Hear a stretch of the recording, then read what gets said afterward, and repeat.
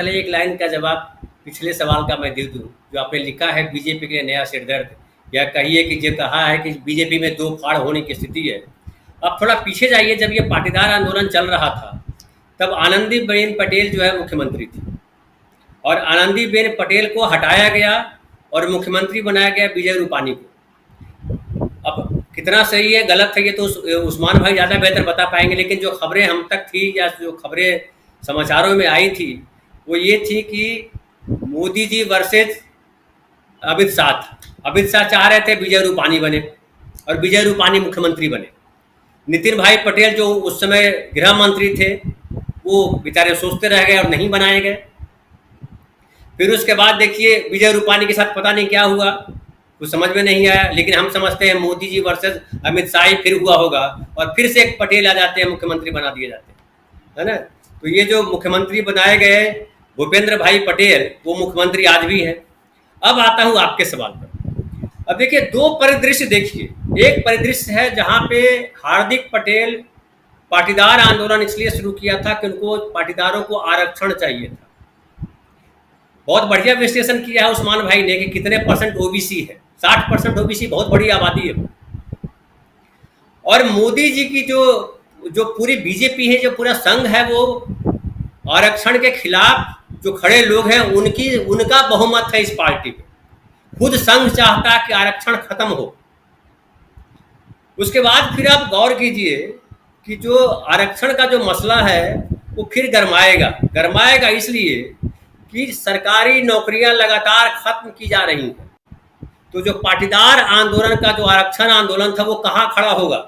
अगर ये आए हैं भाग करके यहाँ, तो बताइए क्या अपने पाटीदार समाज के लिए भी कुछ सोचेंगे कि नहीं सोचेंगे? पाटीदार समाज इनके साथ खड़ा हुआ, इनको नेता बना दिया। इन्होंने क्या किया? ये एग्जीक्यूटिव प्रेसिडेंट बन के भी संतुष्ट नहीं हुए। इनको तो मांग रखनी चाहिए थी कि भाई पाटीदारों को आरक्षण कांग्रेस वाले दिलाओगे?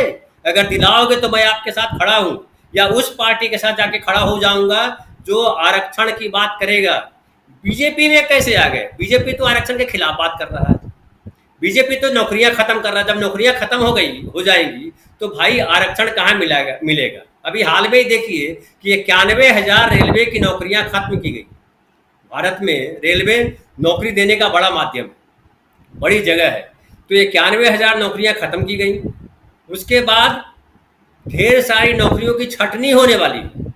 बाकी सरकारी कंपनियां बेची जा रही है, वो तो अपने आप में समझिए वो आई। तो आरक्षण को खत्म करने की तमाम चालाक कोशिशें जो हो सकती हैं वो संघ कर रहा है, बीजेपी कर रही है। अब इसको आप ले जाइए बिहार के परिदृश्य में देखिए, नीतीश कुमार एकदम खड़े हो जाते हैं जातीय जनगणना के लिए। जातीय जनगणना क्यों होंगे? जब नौकरियां नहीं रहेगी तो जातीय जनगणना क्यों करवा रहे हैं भाई?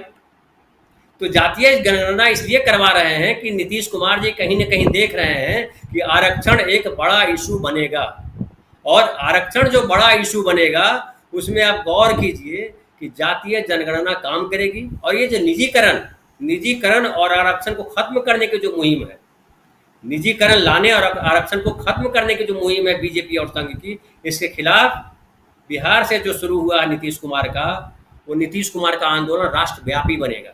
ये गौर कीजिए। और आप समझिए इस बात को भी कि नीतीश कुमार ने जो सर्वदलीय बैठक बुलाई उसमें बीजेपी भी साथ आके खड़ी हो गई कि हाँ जातीय जनगणना कीजिए। कांग्रेस पार्टी कह रही है कि जातीय जनगणना तो बहुत जरूरी है। तो कांग्रेस पार्टी के लिए जरूरी है। मैं कहूँ कि नीतीश कुमार ने जैसे मुद्दा उठाया था महिलाओं का 50% आरक्षण का, और प्रियंका गांधी ने यूपी में वो मुद्दा लिया, कांग्रेस पार्टी के लिए भी मौका है कि आप पिछड़ा को आप लीडर बनाइए और पिछड़ा जो आरक्षण का मुद्दा है उसको खड़ा कीजिए, जो निजीकरण है उसके खिलाफ आंदोलन चलाइए, और ओबीसी को साथ लीजिए। देखिए बीजेपी के चूल्हे हिल जाएंगे गुजरात में। फिर हार्दिक पटेल कहीं के नहीं रहेंगे। तो हार्दिक पटेल हमारी चर्चा का इशू इसलिए नहीं है, मैं पर्सनली तौर पे बोलूं कि हार्दिक पटेल से गुजरात की राजनीति में कुछ फर्क नहीं पड़ने वाला। न पाटीदार उसके साथ जाने वाले हैं, क्योंकि पाटीदारों के जो लाभ की विषय थे उसको छोड़ दिया। बीजेपी पाटीदारों को नहीं देने वाली है आरक्षण। आरक्षण का अगर कहीं माहौल बनेगा तो कांग्रेस के आने के बाद ही बनेगा।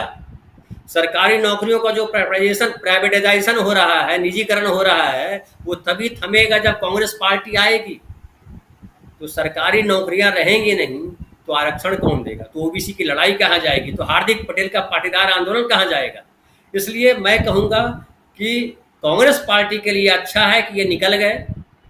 अब वो अच्छे तरीके से दलितों को, आदिवासियों को, मुस्लिमों को और जो पाटीदार समूह है उससे इतर जो ओबीसी है उनको जमा करे, उनको फोकस करे। जिससे पिछले दिनों राहुल गांधी गए थे, सॉरी माफ कीजिएगा, बार बार राजीव गांधी आता, राजीव गांधी मेरे बड़े जहन में घुसे हुए हैं। जब मैं बड़ा हो रहा था, यंग हो रहा था, जब राजीव गांधी का काल था, तो राहुल गांधी जो उन्होंने आंदोलन किया था आदिवासियों को लेकर के, एक बड़ी रैली की थी, आपको याद होगा राजीव भाई, उस पर चर्चा भी हम लोगों ने की थी। तो वो दलित, चूंकि जिग्नेश मावानी आपके साथ है, आदिवासियों के नेता आपके साथ है, जो मुस्लिम है, जो अल्पसंख्यक है, वो नेता आप साथ ले सकते हैं, और ओबीसी को आप लेकर के एक बड़ा माहौल खड़ा कर सकते हैं गुजरात में कांग्रेस के लोग। तो मुझे लगता है हार्दिक के जाने से अच्छा हुआ है, बाद में भागते इससे बढ़िया अभी भाग जाएंगे, और कांग्रेस पार्टी को किसी को लाने की जरूरत नहीं है।